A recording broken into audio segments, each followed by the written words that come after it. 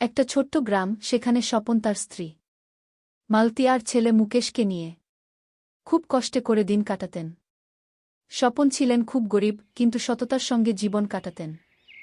দুর্ভাগ্যবশত একদিন স্বপনের স্ত্রী মারা যান, আর কিছুদিনের মধ্যে মুকেশের বাবা গুরুতর অসুস্থ হয়ে মারা যান। স্বপনের মৃত্যুর পর গ্রামের নিষ্ঠুর জমিদার এসে হাজির হয় মুকেশ কাছে। সে বলল, তোর বাবা আমার কাছ থেকে সুদে টাকা নিয়েছিল, শোধ না করলে তোকেই কাজ করতে হবে।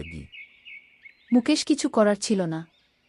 জমিদার তাকে ধরে নিয়ে যায়, নিজের জমিতে আর গোয়ালে কাজে লাগিয়ে দিল।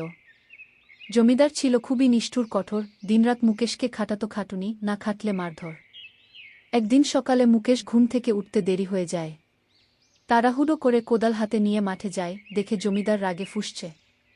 সে বিনা দোষেই মুকেশকে বেধড়ক মারধর করে আর তাড়িয়ে দেয়। মুকেশ কাঁদতে কাঁদতে জঙ্গলের দিকে পালিয়ে যায়, এক গাছের তলায় বসে হাউমাউ করে কাঁদে।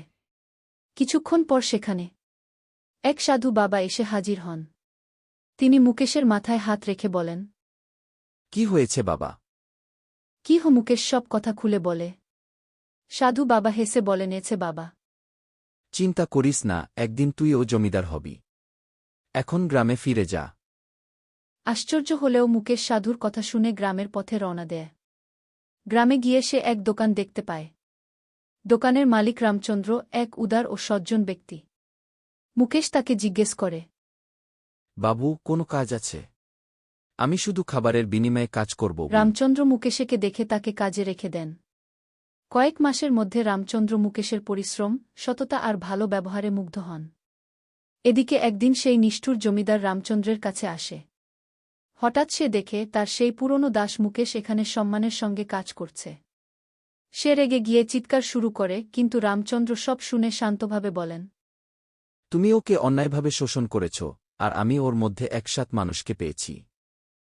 শেষমেশ রামচন্দ্র সেই নিষ্ঠুর জমিদারের জমিদারি কাগজপত্রে কিনে নিয়ে সব মুকেশের নামে লিখে দেন। শুধু তাই নয়, রামচন্দ্র নিজের কন্যার সঙ্গে মুকেশের বিয়েও দেন। গ্রামের সবাই আনন্দে মেতে ওঠে, আর বিমল সেই দিন থেকে গ্রামের নতুন জমিদার হিসেবে সুবিচার আর দয়ার প্রতীক হয়ে ওঠে। চ্যানেলটিকে সাবস্ক্রাইব করুন, বেল আইকন অল করে দিন।